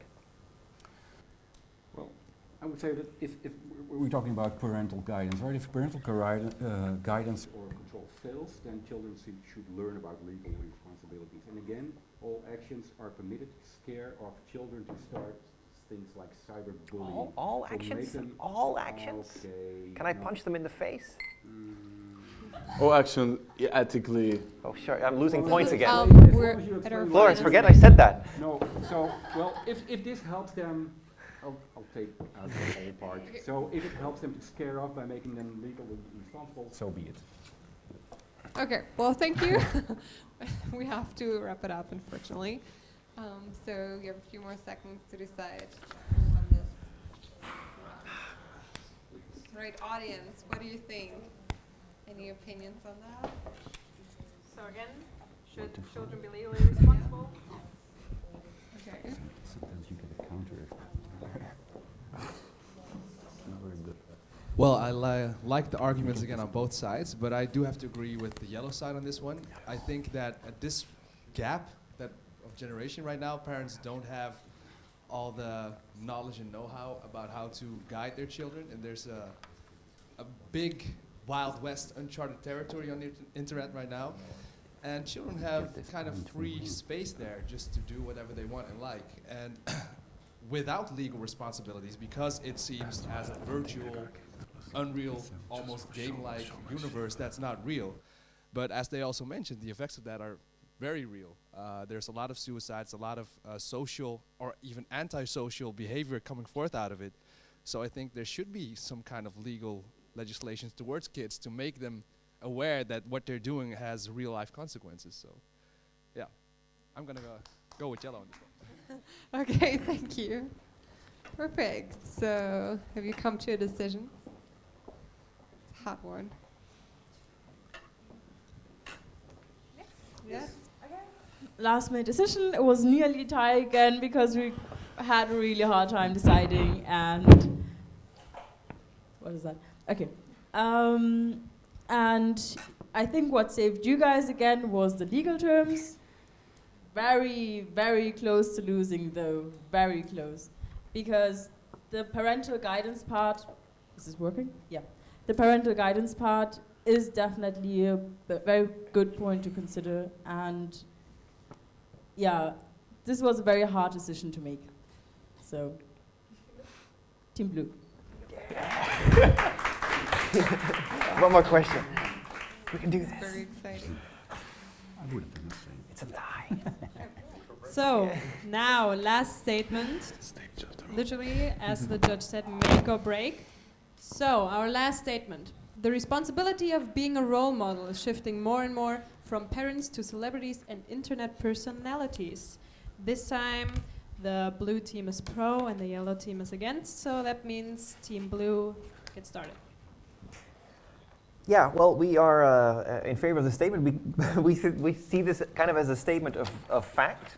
There's more and more internet celebrities and more of these people that people watch, also young people watch. And these are simply becoming role models. And I think parents and maybe even hopefully teachers are considered role models. But there's the reality that internet celebrities are also role models, and as such they have a responsibility as well, and they should be aware that they have this influence. So we think that responsibility exists. I think the problem with that being a fact is that celebrities and influencers particularly, they base their actions and they base what they showcase on the internet on a business model. At the end of the day, they are showing what they are showing because it creates profits. I didn't say they were good role models. So that's not what we're talking about. We're talking about how it's shifting, not that it's a good thing. Well, my point is that they are not truly role models because it's not true. It's a fictional role model. Yeah. So it would be like saying like superheroes are the new role models, or rappers are the new role models. but they're And they're role that's- models nonetheless, and Okay. yeah, we can. But yeah, well, would you prefer a bad role model or a good role model for your coming child? I would prefer a good role model, of course. Sure, of course. Well, looking at celebrities, they're Yes. not good role models. No, I agree. At all. They're terrible people. They're well, okay. Thank you very much. Yeah. So the fact that it's shifting, it is happening, of course, and we're not against that. That's just what it is. That's happening indeed. It says But it the says that fact- you're against. But celebrities. Well, we're not No, computing no. the fact that it is happening, No. but we are against the fact. We are against the fact that it is happening, and we should see it differently. Because indeed, celebrities have a negative impact on, well, again, teen body image and eating disorders and so on and so on. And celebrities, there are issues. There's something like also the celebrity worship syndrome and the Bieber fever and stuff like that. So people really, or kids, identify them with these celebrities. Yep. But celebrities are basically not, I didn't do research on that, but they're not all normal, good role models, so to speak. I think what we're So- talking about is that these celebrities are like the responsibility shifts there.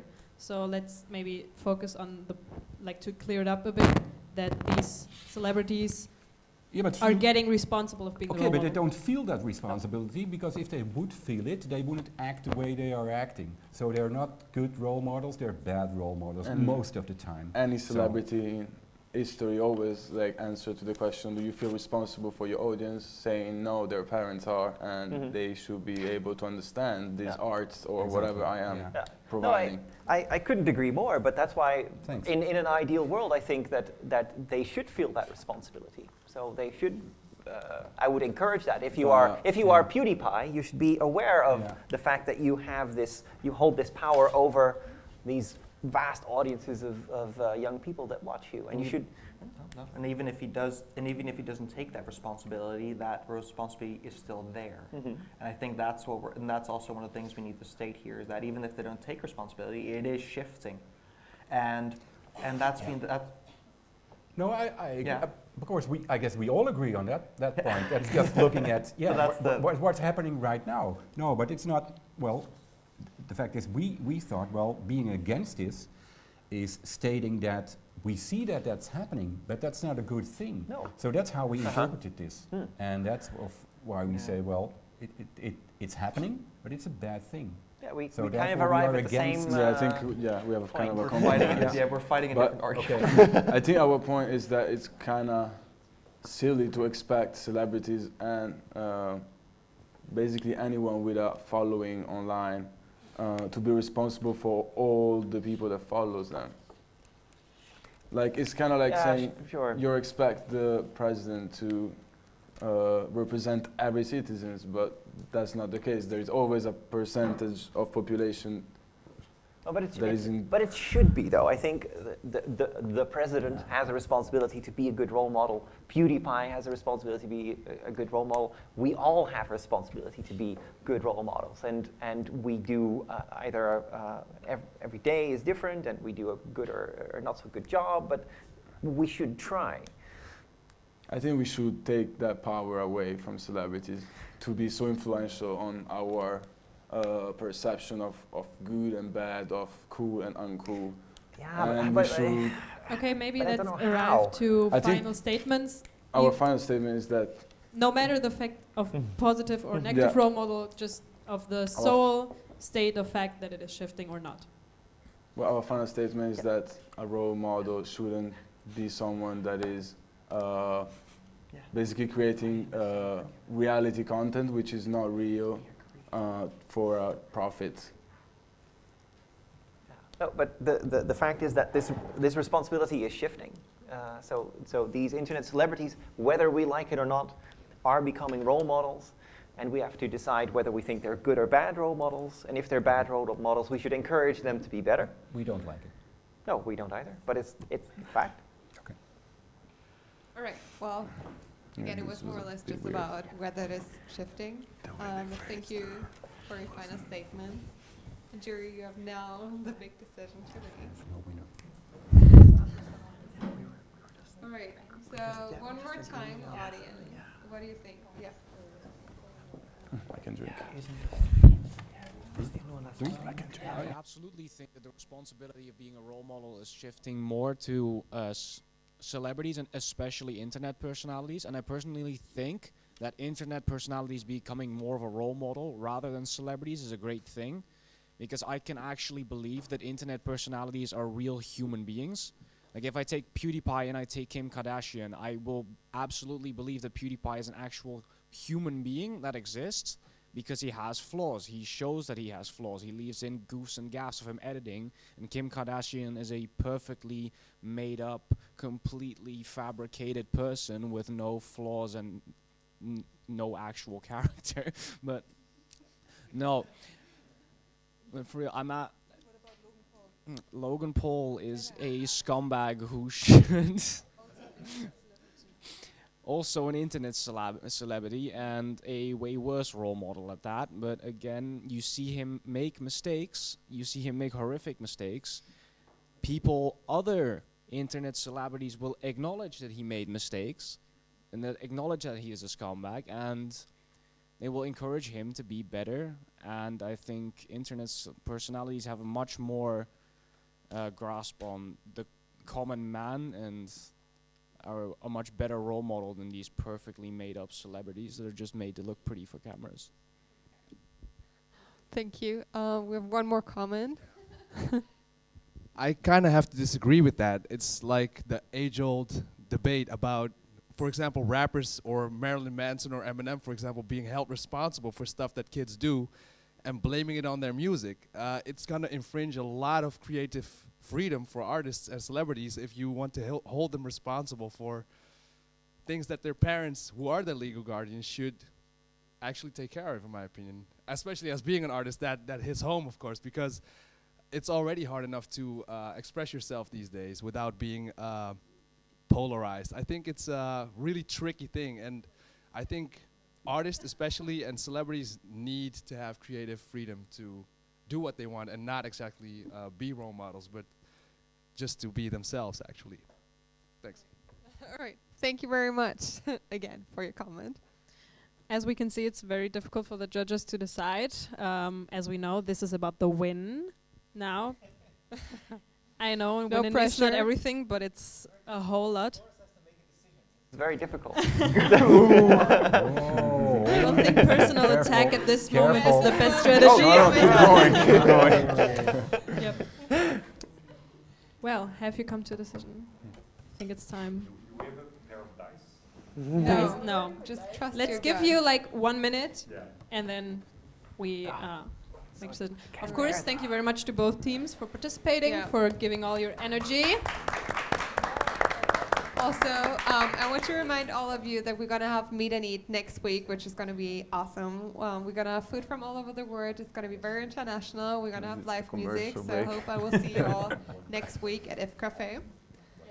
And thank you very much, participants, for participating in this debate. It was very interesting. Very nice to hear all your opinions. It was very lively. We So- loved it. It is time. Okay, I'm given the honor of giving our final say. So this was, as you saw, the most challenging one for us. We felt that the phrasing of the statement was a bit problematic, perhaps for the both sides. In the end, that leads to two teams basically arguing the same point, that this is not necessarily a good thing, that this responsibility is shifting. And in that sense, I think one side tried harder to define what the problem was and how they felt towards that than the other. And that will be then the winning side, which, according to us, if we finally agree on this, is Team Yellow, the winners. Well done. Congratulations. Okay. Congratulations, Team I know Yellow. what I'm doing tonight. Congratulations. Well, thank you. Okay. Thank you again, Team Blue. You also did a great job. As we see, it was very close. But yes, thank you everyone for coming, for listening. Thank you everyone for helping. Thank you for the StuCo team, for filming, for the camera crew, for our director who I always hear through the microphone of the camera people. Yeah, Thank you, Yildiz, for that. Yeah, and I think that's a wrap on tonight. Yeah. I hope you enjoyed it as much as we did. Yay!